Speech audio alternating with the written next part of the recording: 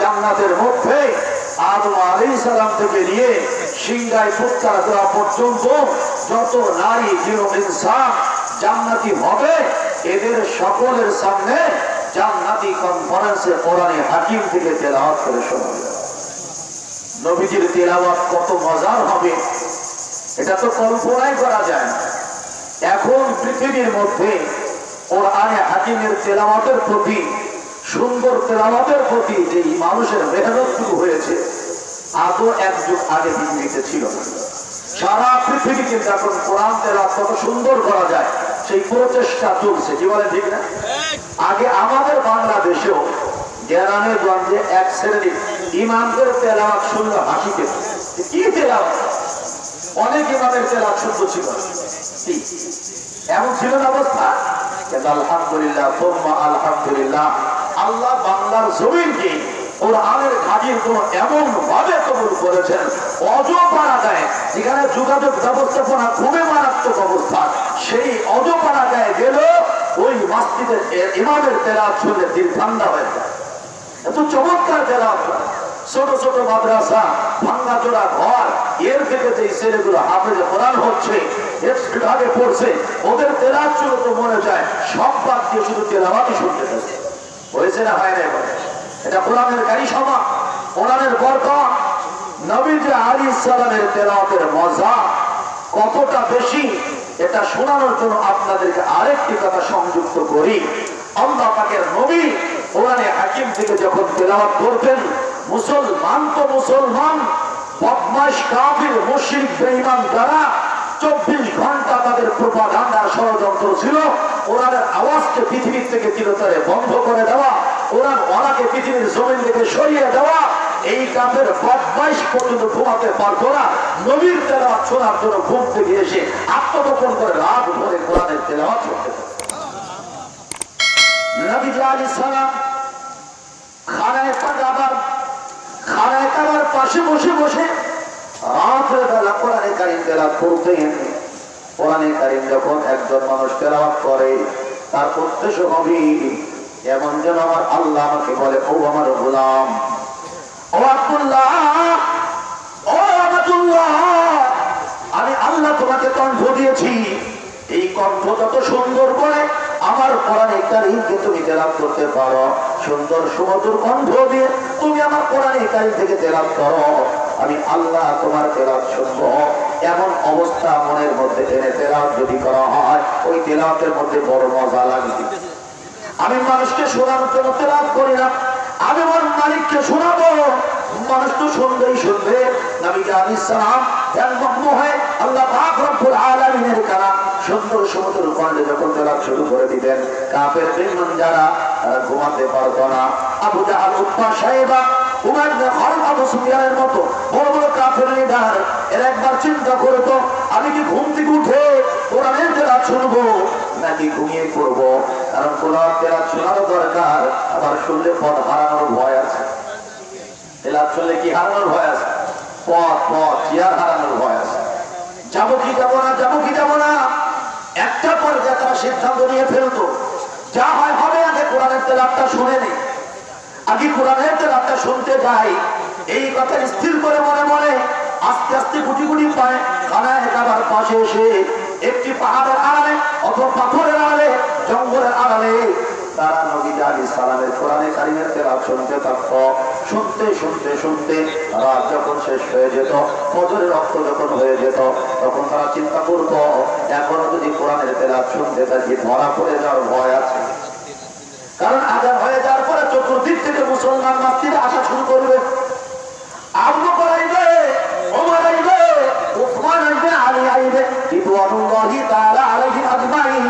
এই সাহাবায়ে কেরামেরা আমাকে যদি দেখতে পারে, আবু জাহালকে দেখতে পারে, উতবাকে দেখতে পারে, শাইবাকে দেখতে পারে, উমার ইবনে খালিদকে দেখতে পেলে, আবু সুফিয়ানকে যদি দেখতে পেলে, সারা মক্কার মধ্যে রটিয়ে দিবে, তোমাদের লেটারেরা সারা রাত আমাদের নবীজির তেলাওয়াত শুনেছে, আর এই লেটারেরা তোমাদেরকে কোরআন তেলাওয়াত শুনতে বাধা দেয়, খবরদার তাদের কথা শুনবা না। আমাদের কথা যদি মাস হয়ে যায়, তাহলে পাবলিক আর কোরআনের তেলাওয়াত থেকে বিরত থাকবে না, দলে দলে সবাই গিয়ে কোরআনের তেলাওয়াত শুনবে।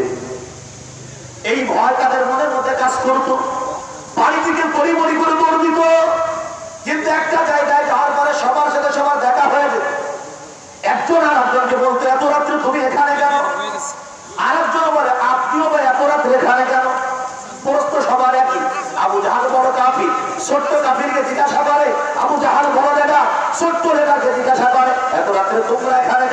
ছোট্ট নেতা বলে, আবু জাহাল আপনি আমাদের বড় নেতা, এত রাত্রে আপনি এখানে কেন? সারা রাত তো আমাদের ঘুমিয়ে থাকার কথা, আমাদের কাজ তো এখানে আসা না, কারণ কি? এক একজন কথা বলতে যায়, মিথ্যা কথা বলতে গেলে অনেকের জবানে বেঁধে যায় না, যায় না। কিন্তু আমরা মুসলমান এত মিথ্যা কথা বলা শিখেছি এই জামানায়। মিথ্যা কথা বলতে ঠোঁটে বাঁধে না, সত্য কথা বলতে গেলে বেঁধে যায়, কিন্তু মিথ্যা কথা বলতে ঠোঁটে বাঁধে না, মুখস্থ থাকে, একের পরে এক মিথ্যা কথা বলতে থাকে। ফরিদপুর কোর্টের মধ্যে গিয়া যখন 500-1000 টাকাতে মিথ্যা সাক্ষী দেয়, এমন করে সর্বে সর কিনে থাকে, পাটের নিচে অত দ্রুত পূর্ণ করতে পারে, আছে না নাই? কি চমৎকার বলে, যাহা বলিব সত্য বলিব, মিথ্যা বলিব না। আর মনে মনে 1000 টাকা খাইছি সেটা আদায় করতে হবে, যাহা বলিব মিথ্যা বলিব, সত্য বলিব না। জবানে বলে যাহা বলিব সত্য বলিব, মিথ্যা বলিব না। আর 1000 টাকা খাইয়া কলমের মধ্যে বলে যাহা বলিব মিথ্যা বলিব, সত্য বলিব না, আছে না নাই? এই জামানার মুসলমান সত্য কথা বলতে দ্বিধাবোধ করে, কিন্তু মিথ্যা কথা বলতে দ্বিধাবোধ করে, অনর্গল মিথ্যা কথা বলে। কাফেররা অবশ্যই বেঈমান জাহান্নামী, কোনো সন্দেহ নেই, কিন্তু ওই জামানার কাফির লিডার যারা, তারাও কিন্তু মিথ্যা কথা বলতে ভয় পায়। আর আমরা মুসলমান সত্য কথা বলতে ভয় পাই, মিথ্যা কথা বলতে বলে বাহাদুর মনে করি, ঠিক না? উতবা সাইবা আবু জাহালকে বলে, এই মানে আর কি জরুরি কাজে এদিকে এসেছিলাম। আবু জাহাল বলে, দেখো ইয়ে কথা বলা সাজে না, আমি বুঝতে পেরেছি, আমিও যেই কাজের কাজী, তোমরাও সেই কাজের কাজী, আমি যেই নৌকার মাঝি, তোমরাও সেই নৌকার মাঝি। এমন কাজটি আমাদের জন্য শোভনীয় নয়, কারণ তোমরা আমরা সারাদিন মানুষদেরকে বলি, খবরদার খবরদার, লা তাসমাউ লিহাদাল কুরআন ওয়ালগাউ ফীহি লাআল্লাকুম তাগলিবুন, লা তাসমাউ লিহাদাল কুরআন। এই যে মুহাম্মদ রাসূলুল্লাহ সাল্লাল্লাহু আলাইহি সাল্লাম এবং তার সাহাবায়ে কেরামের কোরআন তেলাওয়াত করে, খবরদার খবরদার, কোরআন তেলাওয়াত শুনবা না, শুনবা না, কোরআন তেলাওয়াত শুনবা না, কোরআনের মতবার মতো পড়বা না, কোরআনের তাফসীর শুনবা না, খালি মিলায় কিন্তু। এগুলো বলতো কারা? কাফেররা। আর এখন এই কথা বলে মুসলমান, ঠিক না? বলে কাফের বেঈমান নেতারা বলে, লা তাসমাউ লিহাদাল কুরআন, এই কোরআন যেটা মুহাম্মদ তেলাওয়াত করে, তার সাহাবায়ে কেরাম তেলাওয়াত করে, এই কোরআনের তেলাওয়াত শুনবে না, এই কোরআনের মধ্যে সে বুঝবে না, বরং হলো ফীহি লাআল্লাকুম তাগলিবুন, কোরআনের তেলাওয়াতের মানে শুনতে না পারে, লফজুল হক করো, বেহুদা কথা বলে, অনর্থক কথা বলো, বানোয়াটি কথা বলো, উপন্যাসের গল্প করো, ঢোল-ঢাকর বাজাও, একতারা দোতারা বাজাও, কাশি বাজাও, গান বাজনার আয়োজন করো, দুনিয়াবি তামাশার আয়োজন করো। যখন তোমরা দুনিয়াবি আলোচনার মধ্যে নিগ্ন হয়ে যাবা, মানুষ তোমাদের মজমার মধ্যে চলে যাবে, কোরআনের মধ্যে সে যাবে না, কোরআনের তাফসীর শুনবে না, কোরআন মানবে না, কোরআন বুঝবে না, আর মুসলমান হবে না। ও বলতে বলতে আপনারা উচ্চাসন ছাড়বে না, মূর্তি পূজা ছাড়বে না, ভাস্কর্যের পূজা ছাড়বে না, দলের পূজা ছাড়বে না, নেতার পূজা ছাড়বে না, নেত্রীর পূজা ছাড়বে না, ভক্তের পূজা ছাড়বে না, পাহাড়ের পূজা ছাড়বে না, পাথরের পূজা ছাড়বে না। একমাত্র আমাদের বাচ্চাটা ধর্মের পরে জমে থাকবে, শুধু যদি কোরআন শোনা থেকে বাধা দেওয়া যায়। কারণ কোরআন এমন একটা জিনিস, যেই শোনে সেই কোরআনের ভক্ত হয়ে যায়, ঠিক কিনা? এই জামানা যদি কোনো কাটকা বদমাশকে ঘন্টার পর ঘন্টা সঠিক কোরআন তেলাওয়াতকারী, তর্জমাকারী, তাফসীরকারীকে যদি দিয়া কোরআন শোনানো হয়, সুন্দর মতো তাকে 30 পারা বুঝাই দেওয়া হয়, আমি বিশ্বাস করি বড় বেঈমান মুসলমান হয়। কোরআনের মধ্যে আধুনিক পাওয়ার আছে না না? জোরে বলেন। কোরআনের মধ্যে শক্তি আছে না না? জোরে বলেন। এটা কাফেররা বিশ্বাস করতো, মুসলমান কাফেরের বিশ্বাস ছিল, যে কোরআনের তেলাওয়াত শুনবে সেই কোরআনের দলের ভক্ত হয়ে যাবে। কাফেরদের পলিসি ছিল এইটা, কোরআনের আওয়াজকে বন্ধ করা আর গানের আওয়াজকে চালু করা। কোরআনের আওয়াজকে বন্ধ করা, গানের আওয়াজকে চালু করা। কেমন যেন কাফেররা বলতো কথা, কোরআনের আওয়াজ বন্ধ করো, গানের আওয়াজ চালু করো। এই স্লোগান এখন মুসলমান দিচ্ছে, কথাও দিচ্ছে, কাজও দিচ্ছে। প্রমাণ কয়টা নেবেন? আজকে মুসলমানের বাড়িতে যান না, কোরআনের আওয়াজ যতটুকু আপনি না শুনবেন, তার থেকে গানের আওয়াজ আর মিউজিকের আওয়াজ বেশি শুনবেন। প্রত্যেকটা মুসলমানের ঘরে ঘরে টেলিভিশন, কামরায় কামরায় টেলিভিশন, পকেটে পকেটে টেলিভিশন, কথা বলে ঠিক না? যতগুলো মোবাইল, ততগুলো টেলিভিশন, ততগুলো ডিশ অ্যান্টেনার লাইন। আরে ডিশ অ্যান্টেনার লাইনের থেকে আরো সহজ হলো মোবাইলের ইউটিউব সার্ভিস, কথা বলে ঠিক না? মোবাইলে মোবাইলে গান, মোবাইলে মোবাইলে গান, কম্পিউটারে কম্পিউটারে গান। আয় আয় হারের মতো মধ্যে টেলিভিশনে গান, ডিসেন্টিনের লাইনে গান, মুখের মধ্যে গান, বইয়ের মধ্যে গান, জীবনের মধ্যে গান, বাপেও গান গায়, মাও গান গায়, ছেলেও গান গায়, মেয়েও গান গায়, পুত্রবধূও গান গায়, ছোট্ট ছোট বাচ্চা এরা মানে কিন্তু বিয়ার হয়। অবস্থাটা কোন পর্যায়ে পৌঁছে গেছে? মুসলমানের দোকানগুলো গান দ্বারা বাঁচতেছে, মুসলমানের ঘরগুলো গান দ্বারা উদ্বোধন হচ্ছে, মুসলমানের মসজিদগুলো গানের দ্বারা উদ্বোধন হচ্ছে, এমনকি মুসলমান নেতা নির্বাচনে দাঁড়াচ্ছে তার ক্যাম্পাস পর্যন্ত গানের দ্বারা হচ্ছে। পুরা মুসলমান আজকে গানের ভিতরে হই হই করেছে। যেই কাফেররা বলতো গানের আওয়াজ চালু করো, সেই আওয়াজ আজকে মুসলমান চালু করতেছে। কথা বলে বাংলাদেশে আজ পর্যন্ত গানের আয়োজন বন্ধ হয়েছে এমনটা শোনা যায় নাই, কিন্তু বিভিন্ন অজুহাতে হাজার হাজার তাফসীর মাহফিল, কোরআনের মাহফিল, ওয়াজ মাহফিল বন্ধ হয়েছে। নজির আছে না? গানের আওয়াজের মধ্যে করোনা নাই, গানের অনুষ্ঠানে কোনো করোনা নাই। কথা বলেন না? পূজার অনুষ্ঠানে কোনো করোনা নাই। করোনা সব মসজিদিরা মাদ্রাসার মাহফিল এসে জায়গা নিতে, করোনা তো পিছাপ। এই জন্য হুজুরদের পাশে থাকে, আর বদমাইদের কাছে করোনা যায় না। রাগ হয় না। মুসলমান তো সহজ সরল, আর মুসলমান সহজ সরল। কিন্তু রাসূল আর একটা কথা বলেছেন, এত সহজ এত সরল না যে এক করতে দুইবার নেড়ে বেলতলা একবার যায়, একবার যে মাথার ঘরে পড়ছে ওই যে ব্যথা পাইছে, যতবার বেল গাছের দিকে যায় তখন গাছে বেল আছে কিনা, এই জন্য একটু ঘুরে যায়। বেল না থাকলে পাতার মধ্যে লুকিয়ে থাকতে পারে, ওটা যে ছপাস করে বলে এই জন্য ঘুরে যায়, বেল তোলা দিয়ে যায়। কথা বলেন দেখে দেখে আমরা মুসলমান এত সরল, আমাদেরকে যে যা বুঝায় আমরা তাই বুঝি। মুসলমানদের যদি বোঝা হয় চাচা দেখেন এই করোনার কালে মাহফিল দিয়া দেওয়ার দরকার নেই, আপনার একটা মাহফিলের আয়োজন করলেন, আল্লাহ না করুক কোনো কারণে যদি একজন মানুষের করোনা হয় তাহলে তো চাচা আপনার জেলে দেওয়া লাগবে চাচা। কারণ প্রথম পাইছে হুজুর খুঁজবে না, আয়োজককে খুঁজবে। হুজুর কবে আমি জানি নাকি আয়োজক আমরা দাব দিল কেন? বস যত সবই মঙ্গল যারা আয়োজক তাদের পরে চাচা তোমারই জেলে দেওয়া লাগবে, হুজুর কিন্তু জেলে যাবে না। অতএব সাবধান, যার বেলা মানলি মানে না মানলি না মানে। এমন এক ভয় দেখায় আপনি চিন্তা করে না বাবা জেলে যান তারা দেখা নেই, গুরু বয়সে আর কত ঠিক না জোরে না। হ্যাঁ হ্যাঁ, আরে মুসলমান আপনি যদি আল্লাহ করে তাওয়াক্কুল করেন আপনার বুঝতে এটা থাকবে কোরআনের আওয়াজ হবে, কোরআনের আলোচনা হবে, আর সেখানে আল্লাহর গজব কেমনে আসতে পারে? কোশ্চিন কারণ না, কথা কার দিক দিয়ে না। কোরআন যেই ঘরে তেলাওয়াত হয় সে ঘরে আল্লাহর রহমত নাযিল হয়।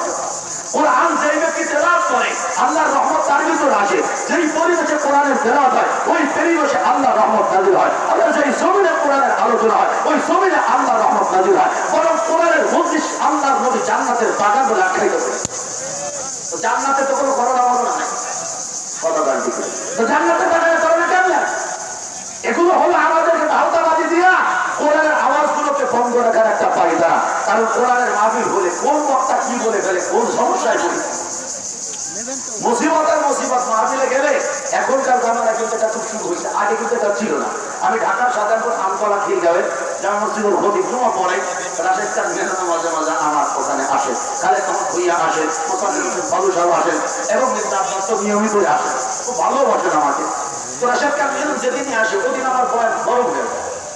আর তোমার বয়ান দিলে উনি শুধু বলে সবার শুধু অনেক চমৎকার বয়ান, কিন্তু ভাষাগুলো একটু কঠোর, একটু নরম হলে ভালো হয়, আমাদের হজম করতে সহজ হবে।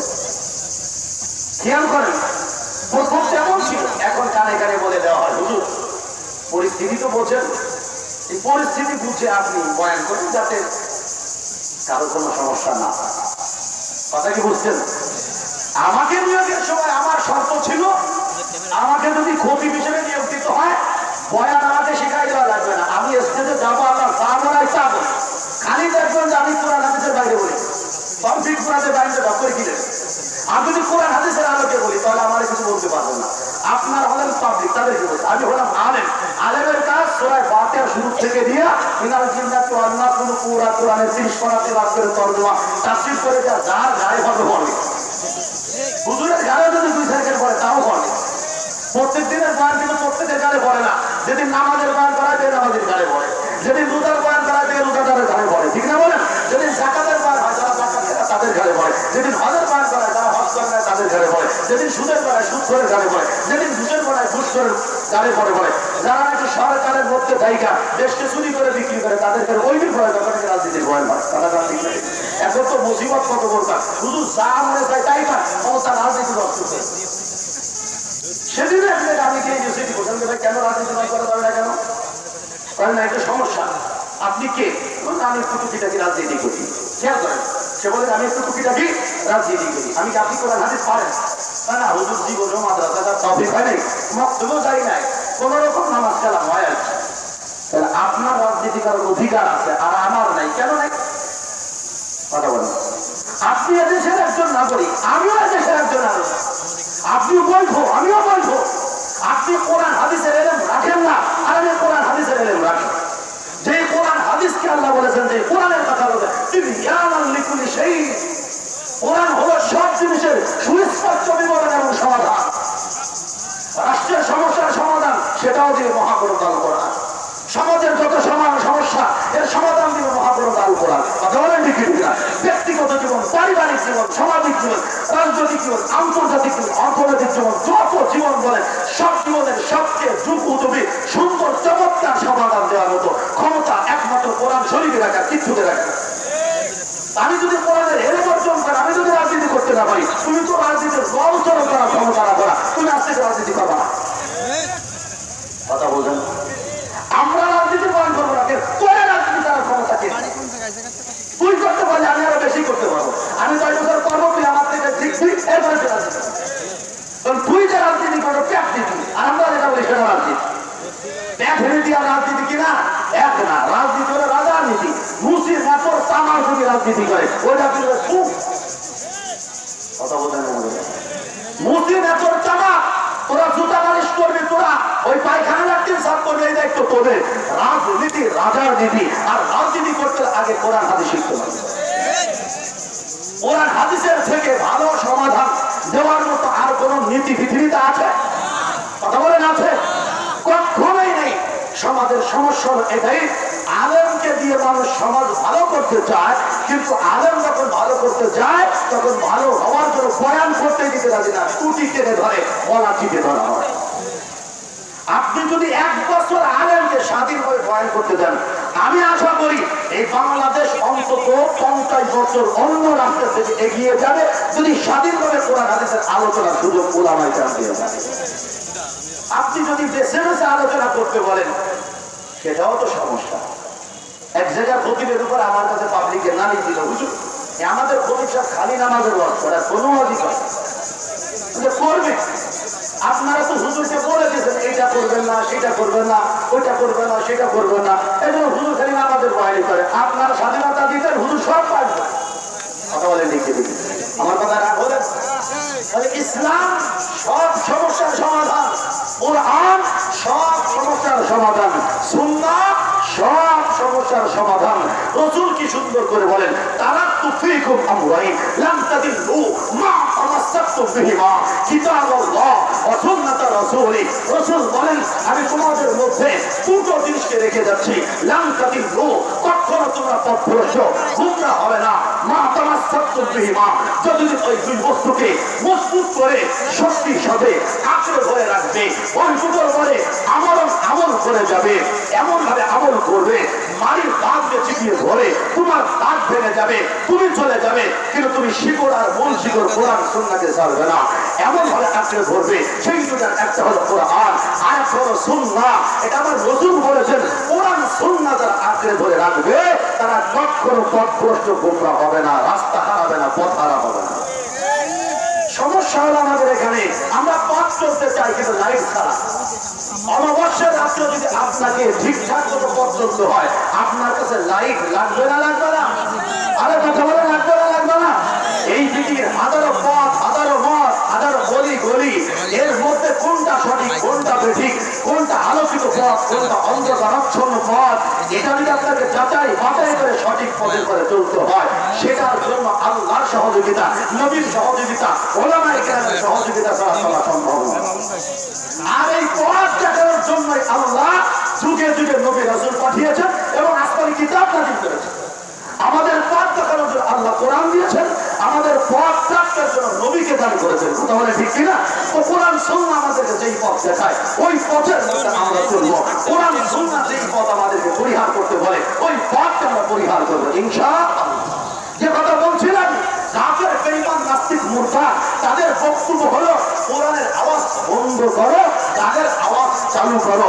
যেই মুসলমান তাফসীরের আলোচনায় বাধা দেয়, যেই মুসলমান কোরআনের মাহফিলে বাধা দেয়, যেই মুসলমান মসজিদে যেতে বাধা দেয়, যেই মুসলমান ওলামায়ে কেরাম দিনদারদেরকে একত্রিত হতে বাধা দেয়, দ্বীনি মজলিস কায়েম করতে বাধা দেয়, তারা আবু জাহল, উতবা, শাইবা এবং আবু সুফিয়ানের দোসর ছাড়া আর কিছু না। আল্লাহ পাক রব্বুল আলামিন বলেন, কাফেররা বলবো লা তাসমাউ লিহাযাল কুরআন ওয়ালগাউ ফীহি লাআল্লাকুম তাগলিবুন।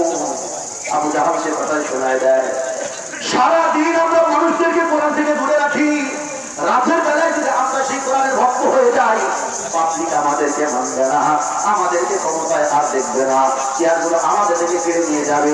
পাবলিক বলবে ও চাচা বলো কি আর করো কি।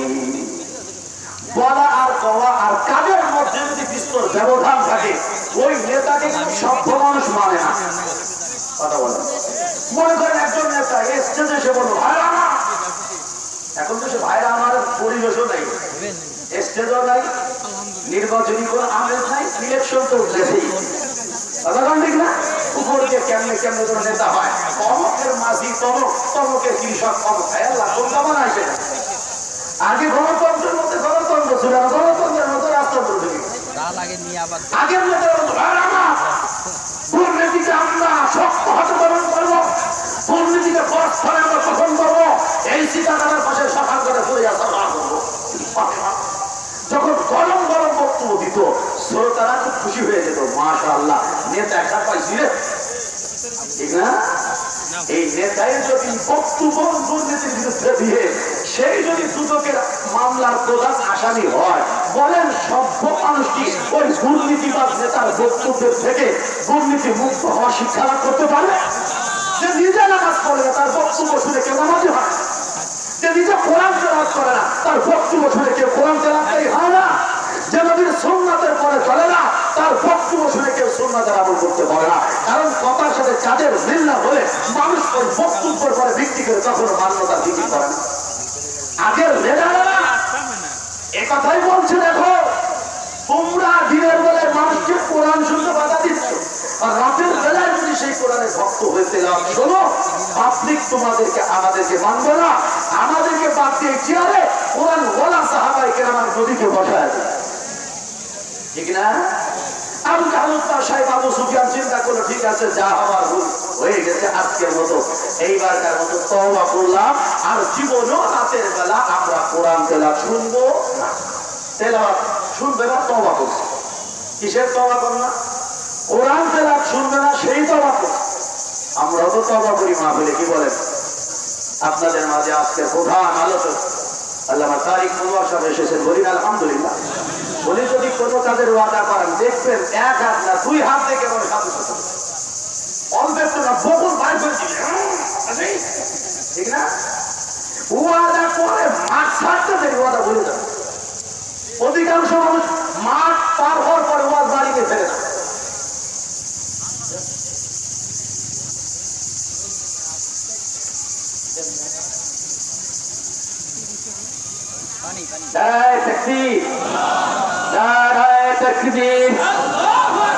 প্রধান অতিথির আগমন, শুভেচ্ছা, স্বাগতম।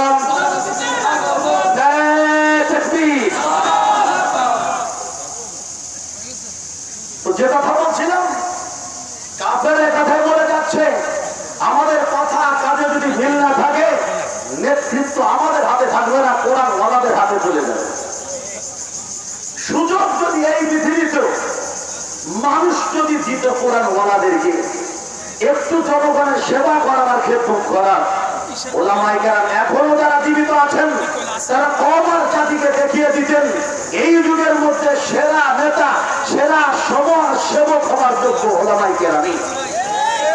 সুযোগ দেওয়া হয় না। খেদমতের সুযোগ যদি না দেন, খেদমত করতে পারে কি পারে না বুঝুন কেন? একটা খেলোয়াড় ভালো খেলতে পারে কি পারে, তাকে তো মাঠে নামার সুযোগ দিতে হবে। মাঠে নামার আগে না তোমাদের চেহারা, তোমাদের বডি ল্যাঙ্গুয়েজ তোমার কাছে মনে হয় যে তুমি বলের আগে জিতে হয়ে যাবে, ওটা নাম তো দেখ, বুক একটা দিতে দেখ, তারপরে না বুঝতে পারি কি পারি। আজকের সমাজ হলো পাকিস্তানি আর হয় না। আপনি হুজুর মানুষ, মসজিদে সাল্লাল্লাহু তাআলা খুবই ভালো লাগে। আমাদেরকে শুধু সাল্লাল্লাহু তাআলা লাগাই, অথচ কোরআনকে শুধু মসজিদকে আবাদ করার জন্য না, পুরো পৃথিবীকে আবাদ করার জন্য। একটু বলেন, পুরো পৃথিবীকে আবাদ করার জন্য, শুধু মসজিদকে না। হ্যাঁ, মসজিদ কেন্দ্রিক সংসদ হবে আর সারা দুনিয়ার মধ্যে কোরআনের আলো ছড়িয়ে দেবে। প্রত্যেকটি মসজিদ হবে কোরআনকে কায়েম করার একটি সংসদ হবে। কথা বলেন ঠিক কিনা? এক একটি অ্যাসেম্বলি, এক একটি মসজিদ, মসজিদ কেন্দ্রিক সমাজ প্রতিষ্ঠিত হবে। মসজিদ হবে পুরো সমাজের কেন্দ্রবিন্দু। খেয়াল করেন, কাফের লিডাররা তওবা করেছে, আর আমরা কোরআন তেলাওয়াত শুনবো না। আর আমরা হলো তওবা করি, আর গান শুনবো না। ওরাও ভাঙ্গে, আমরাও ভাঙ্গি, কিন্তু ওরা ভাঙ্গে ভালোটা কয় আর আমরা ভাঙ্গে মন্দটা করি।